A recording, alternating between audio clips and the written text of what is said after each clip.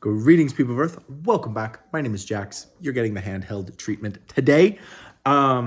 Today we are talking about if you want to keep your friends, if you want to have good relationships, all you got to do is show up. I've been thinking about this for a little bit, and it's not based on any current experience I've dealt with, but past experiences. So if you're one of my friends or family and you're thinking, oh, he's mad at me, I'm not.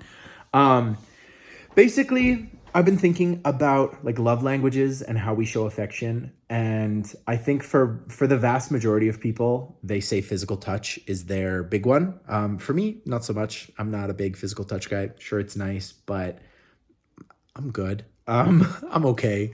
For me, it's absolutely quality time, and for me, that absolutely means showing up. I've talked about this before, so if you don't know, I'm surprised, but I live in the middle of nowhere. You can kind of see the wilderness outside, and because of that, I equate really good friendship with friends who come to see me because usually I go and see them, and I don't mind that at all because, to be honest, I need some escape from this. I love this, but I got to get out sometimes.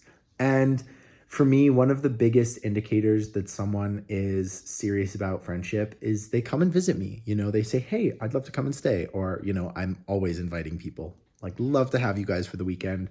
We got extra beds. Come visit. The ones that do are my ride or die best friends. And this doesn't always equate to them coming to the farm to hang out with me, but when they show up to things, when they keep their word, when they don't cancel on me last minute. I have a few friends and we make tentative plans, which are plans that we could break at any minute. And we make those plans as that. Like when we make the plan, we say it's tentative. If something else happens, if something comes up, if you're just feeling kind of bleh, no problem. And so we make tentative plans, but we do that way in advance while the plan is getting created in its conception. And that's fine.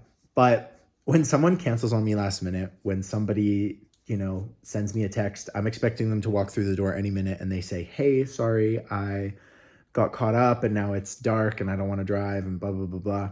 Okay, I get it. I'm not happy about it, but I get it. And all you have to do is just show up. And this can be a friendship, which is what I've been talking about primarily, a intimate relationship, your friends and your family. This can be any relationship that you care about and want to continue. And all you have to do is show up. It is really not incredibly difficult. I think we all get to an age where we like making plans, but then when it comes to the actual moment to hit the road and get going, we kind of feel like, I don't want to. This is very common in dating. You often get stood up on first dates or second dates, things like that. And sometimes there's a valid excuse, and a lot of the times it's just, I don't want to go. This is frustrating for a number of reasons because it highlights, what this person will be like in the future. Might be hard to make plans, might be unreliable, you can't count on them.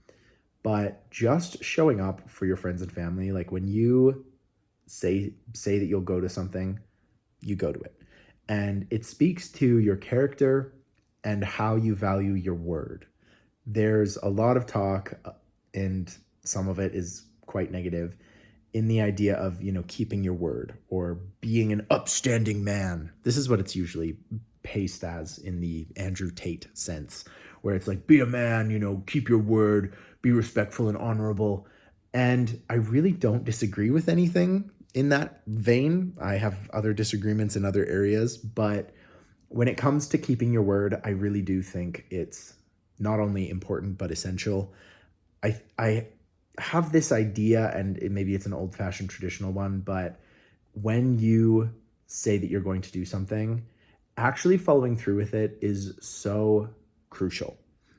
I had this teacher in grade 6, and he talked about keeping your word. And he told us this story about another teacher that he worked with for like 20 years.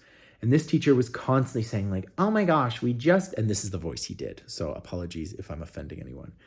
But she said, oh my gosh, we really need to overhaul the library. Like, it's just ridiculous. It's so frustrating. Like, we just have to. And she constantly droned on about this specific thing.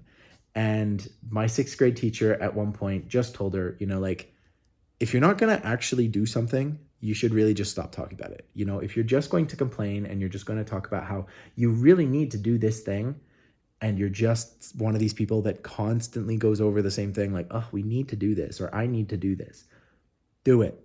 There is nothing holding you back. It was a small country school. There was nothing holding anyone back from this teacher deciding to reorganize the library in this specific way that she wanted to do it.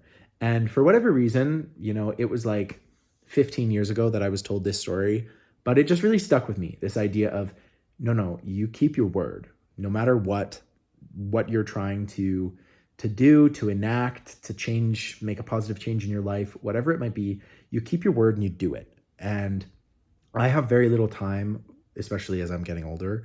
I have very little time for those who say, oh, I really got to do this, or I should do this, or oh, I should get to the gym. I get it. There are a million complexities of life and difficulties and obligations and work, and you feel tired and you feel gross and you have sugar too early in the morning and then you're just wired for the rest of the day. But you got to keep your word. You got to uphold what you believe in. And again, another stupid saying that I always disliked, but it has come to ring a little true. Those who don't stand for anything fall for everything. And I used to think that was such a dumb statement. I thought that you could be ambivalent and, laid back and carefree, and that you still wouldn't be this, gullible kind of degenerate. But the older I get, the more I start to see that, in fact, you need to stand by some principles. You need to have some, maybe don't call them red lines, but you have to have some ideas, whether they're morally okay, whether they are things that were droned into you as a child.